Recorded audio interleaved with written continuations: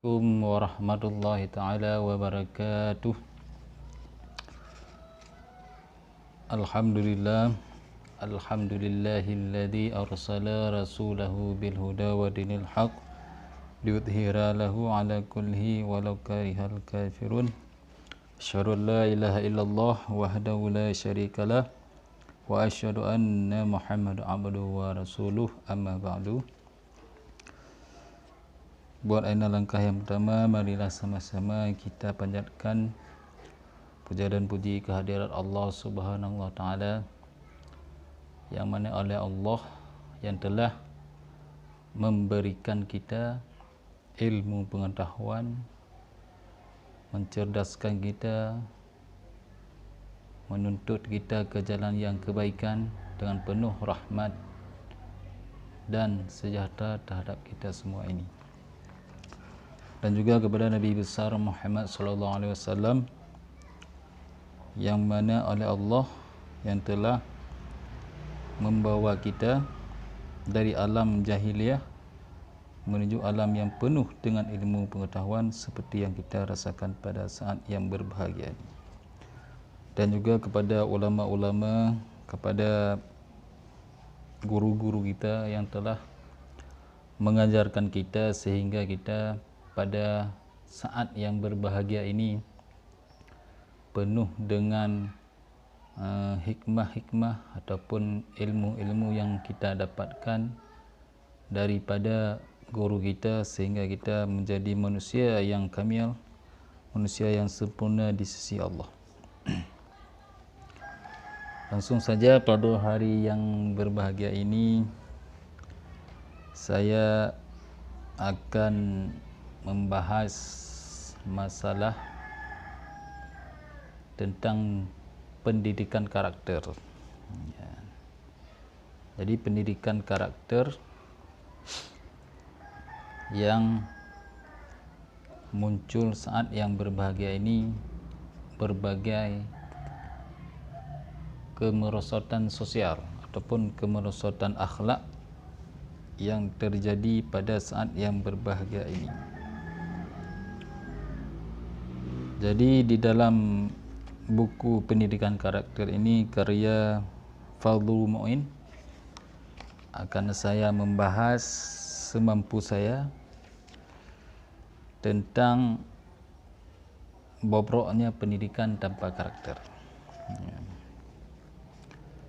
Jadi kita akan mulai dengan yang dikatakan oleh Plato. Bagaimana dengan pendidikan karakter ini, pendidikan yang tanpa karakter. Jika anda bertanya apa manfaat pendidikan, maka jawabannya sederhana. Pendidikan membuat orang menjadi lebih baik, dan orang baik tentu berperilaku mulia. Jadi kalau kita bertanya kepada diri kita sendiri bahawa pendidikan ini tentunya orang mengharapkan yang terbaik. Jadi dalam hal ketentuan baik tersebut, orang berharap bahawa manusia ini dibentuk dengan melalui proses pikiran yang kritis. Jadi maksudnya adalah orang tua ini mengharapkan si anak ini disekolahkan, diberikan ke dayah, diantarkan ke dayah dan sebagainya untuk merubah perilaku ini, perilaku karakter ini. Jadi pendidikan karakter ini sangat diharapkan di dalam dunia pendidikan kita yang sekarang ini. Karena apa? Karena tanpa karakter maka seseorang ini akan berpikir pendidikan ini cuma menipu. Maksudnya pendidikan ini sudah dia pintar, sudah dapat ilmu, maka timbul untuk pemikiran adalah menipu kepada orang lain. Jadi kita harapkan di sini adalah kalau pendidikan ini kita arahkan untuk membuat seseorang insan yang kamil, insan yang cerdas ini, kita harus tanamkan akhlak, adab sopan santun, akhlak dan perilaku, sehingga anak kita ini menjadi orang-orang yang bisa kita harapkan untuk mencerdaskan kehidupan bangsa. Ya. Jadi kalau kita baca di sini, ini kutipan dari Plato. Jadi Plato ini adalah seorang filosofi ataupun ahli filosof. Jadi Plato ini lahir pada 428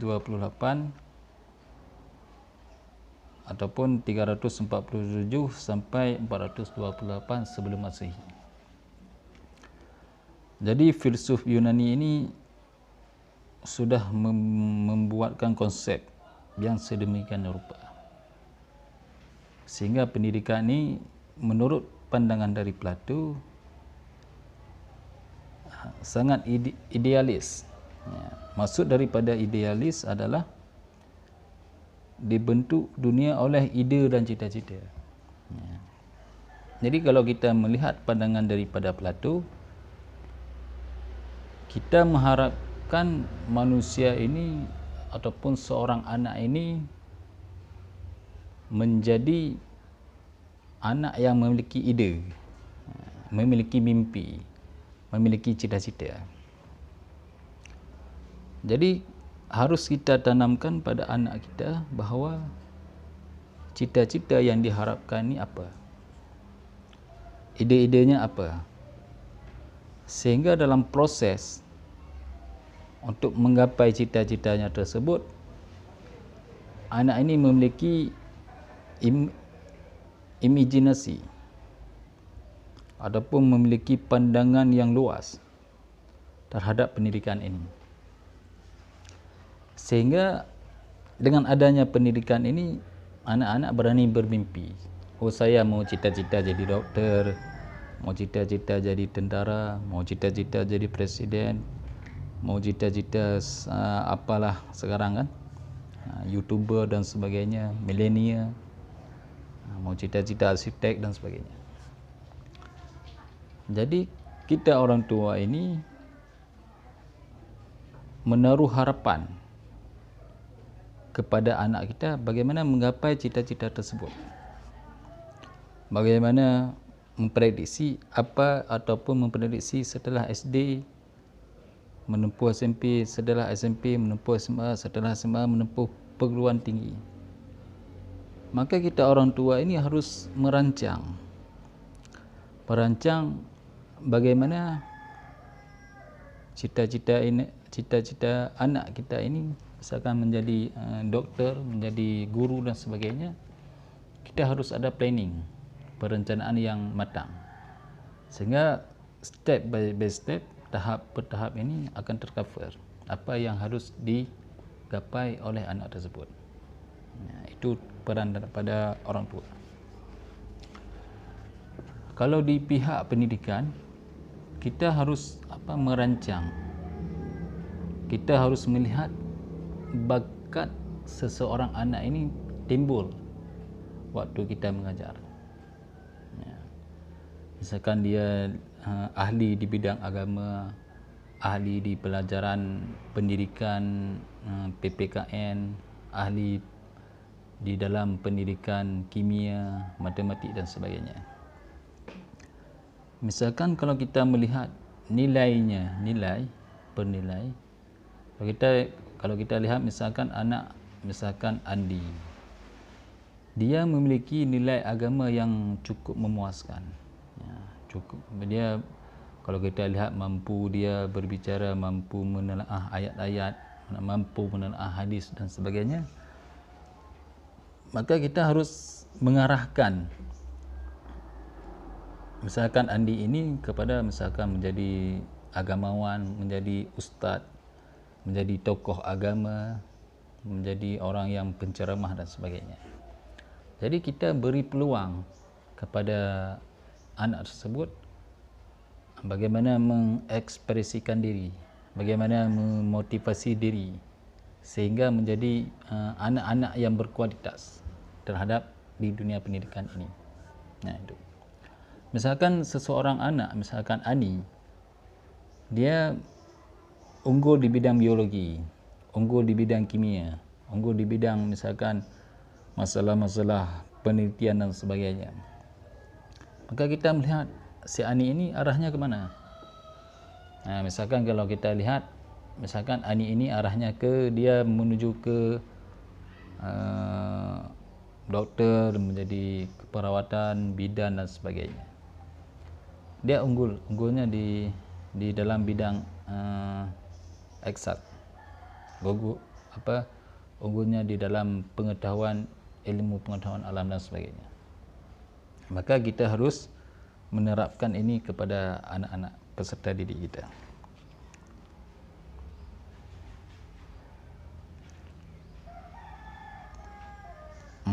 Selanjutnya, namun ada sebagian orang yang merasa tak puas terhadap dunia pendidikan, baik akses, proses maupun hasilnya. Ada sebagian orang tua yang melihat pendidikan ini adalah tidak mampu mencetak generasi-generasi yang bermoral, beradab dan sebagainya. Banyak kejadian mahasiswa ataupun siswa yang kita lihat di televisi dan sebagainya banyak melakukan aksi tawuran, perkelahian, pergaulan bebas, seks bebas, narkoba dan sebagainya. Ya. Maka orang tua dalam hal berpandangan tersebut memiliki arah yang negatif terhadap pendidikan. Jadi kita sebagai guru, sebagai ustaz, kalau kami di Aceh ni sebagai tengku, maka pendidikan umum ini harus dibarengi dengan pendidikan agama. Karena seseorang anak ini terarah ataupun pola fikir dibentuk oleh anak tersebut, bagaimana kita mengarahkan agar hal-hal tersebut tidak terjadi? Maka diperlukan di sini adalah yang pendidikan yang efektif. Bukan kita mengajar yang bersifat kognitif. Ya. Jadi kalau kita di sekolah, terutama sekali mengejar nilai-nilai, misalkan nilai sempurna, ranking 1, nilai tinggi dan sebagainya, tapi ini menjadi pekerjaan kita ini bahawa melihat seseorang ini, anak ini cerdas. Itu belum tentu. Kalau anak yang cerdas mendapatkan nilai tinggi, dia belum tentu terlibat di dalam masyarakat ini kurang, ataupun pergaulannya ini menjadi tidak berperilaku sosial. Kenapa? Karena kita dituntut di sini adalah anak ini kita ciptakan, di samping dia memiliki nilai-nilai yang tinggi, kita harus menciptakan anak ini memiliki karakter kepemimpinan, leadership. Ya. Karena apa? Karena di sekolah dia bergabung dengan teman-teman, dengan guru, tapi di dalam masyarakat kita harus membuat anak ini bisa terjun ke lapangan, bisa terjun ke dalam masyarakat, membantu masyarakat ini. Misalkan ada permasalahan, memecahkan permasalahan yang terjadi di dalam masyarakat. Jadi pengertiannya adalah keterlibatan sosial anak ini sangat diperlukan di dalam hal menggapai ataupun memperbaiki masyarakat kita ini. Nah, ini. Jadi kalau anak-anak kita ini harus dibentuk karakter yang kita sering dengar dalam pengetahuan adalah yang bersifat kognitif, afektif dan psikomotorik. Ini yang perlu kita tanamkan di dalam pola pikir anak kita sehingga anak-anak ini menjadi yang karakter yang cerdas, berani memimpin negara, berani bercita-cita setinggi langit. Ya. Jadi masalah uang ini bukan menjadi masalah problem. Kerana apa? Kalau kita memiliki cita-cita yang baik, memiliki segudang ilmu pengetahuan, anak ini akan terarah tersendiri. Mendapatkan beasiswa, pemerintah sangat membantu dalam hal proses penciptaan ataupun perkembangan kognitif ataupun perkembangan pengetahuan terhadap anak-anak kita ini. Sehingga SDM, sumber daya manusia yang dibentuk ini mampu mengangkat derajat ekonomi keluarga tertentu. Karena kalau kita lihat dalam perkembangan masyarakat, semakin tinggi pendidikan seseorang, maka derajat ekonominya pun akan terangkat. Karena sekarang persyaratan di semua jenis pekerjaan dituntut dengan ijazah, dituntut dengan kemampuan keterampilan, kemampuan analisis komputer, mampu mengoperasikan Microsoft Word, Microsoft Excel dan sebagainya. Sehingga yang terbentuk ini merupakan arahan kepada anak, melatih skill, kemampuan skill. Sehingga tidak pengetahuan kita ini jangan kita berikan yang cuma kognitif saja, tapi pengetahuan skill ini harus diperuntukkan kepada anak-anak kita. Ya, itu pembahasan yang dikatakan di sebagian orang tua yang merasa anaknya kurang puas terhadap hasil pendidikan.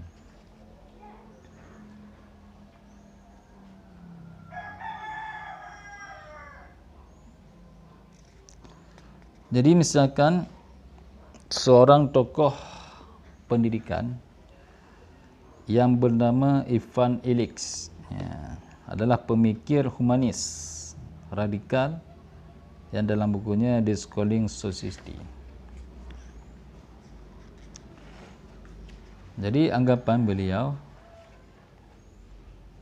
menolak sekolah formal yang menurutnya memasung kebebasan dan perkembangan manusia.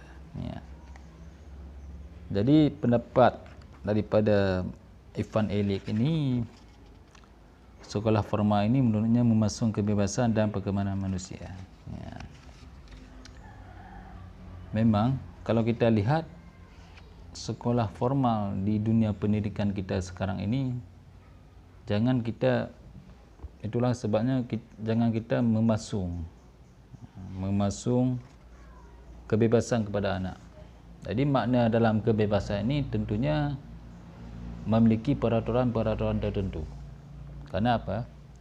Peraturan tersebut kalau kita dengan lebih memberikan efektivitas kepada anak untuk memberikan kebebasan, maka anak kita ini tidak ada kontrol dari pendidikan. Tapi bagaimana juga sekolah ini adalah menjadi wadah, menjadi eksperimen, menjadi penelitian yang bermanfaat di dalam dunia pendidikan kita. Karena kalau kita bandingkan pendidikan sekarang dengan pendidikan di masa lalu, misalkan pendidikan kalau kita baca di dalam sejarah adalah pendidikan di masa Khalifah Abbasiyah, pada masa Harun Ar-Rasyid. Pada masa Khalifah Harun Ar-Rasyid, di samping banyak ulama yang menulis, banyak menghasilkan karya-karya yang monumental, banyak menghasilkan penelitian di bidang kedokteran, pendidikan di bagian fisika dan sebagainya, sehingga muncul muncul sebuah masa keemasan, muncul di mana dunia peradaban Islam ini begitu kuat. Karena apa? Karena dunia tulisan, dunia penelitian, dunia eksperimen dan sebagainya ini menghasilkan menghasilkan apa yang dibutuhkan di dalam masyarakat. Sehingga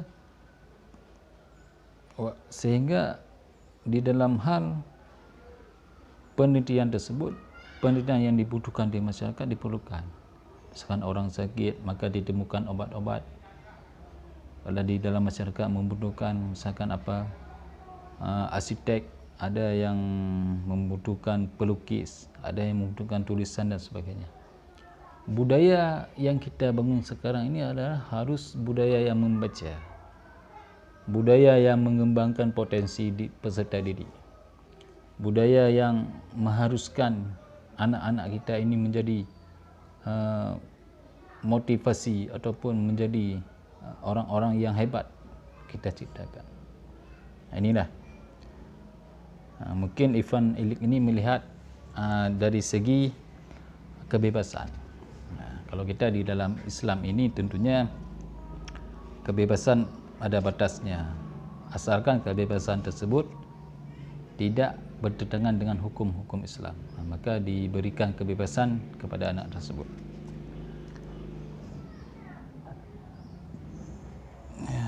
Demikianlah mungkin sepintas pembelajaran masalah karakter anak. Mungkin pada episod selanjutnya akan kita membahas masalah yang lain.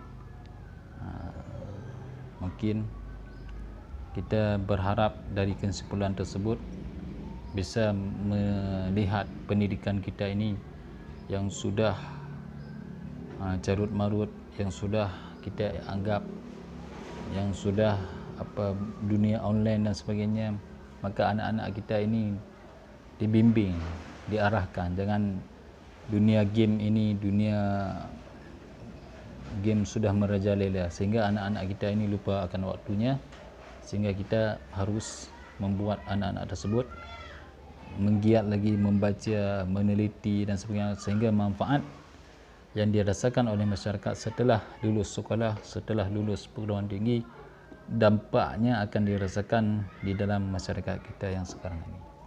Wabillahi taufiq wal hidayah. Wassalamualaikum warahmatullahi taala wabarakatuh.